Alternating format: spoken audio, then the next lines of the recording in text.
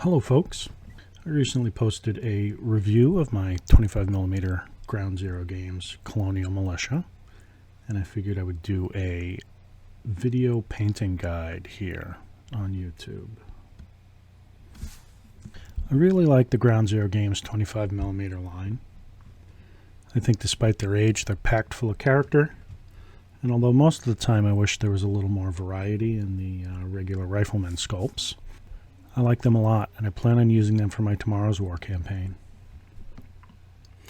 These Colonial Militia are going to represent the early settlers on Glory as they defend their settlements from the invading People's Republic of China Navy. I did not use an Army Painter spray primer like I have on most of my 25mm Ground Zero Games forces. I used a Rust-Oleum car primer, which I've used before on a number of miniatures. You might be surprised to find out that I've used quite a few craft paints on these miniatures. I've had a lot of luck over the years with the Americana and Ceramicoat lines. I airbrushed on a Ceramicoat forest green base coat, which I kept for the pants and the hats. After all of the base coats, I applied a black ink wash and then continued to highlights.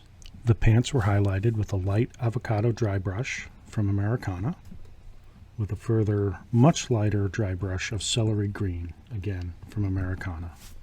The shirts were base coated with a slate green, with a dry brush of slate gray, and then a second dry brush with a 50-50 mix of slate gray and gray sky, all from Americana.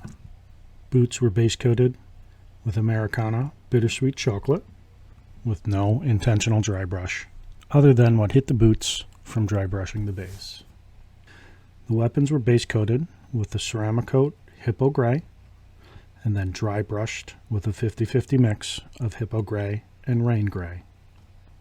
The colors of the pouches and straps were intentionally changed between batches, with the majority of them painted with the Ceramicoat Charcoal and then a highlight of Hippo Gray. The badges on the hats were painted with Americana Blue Haven, with a highlight of Ceramicoat Lake.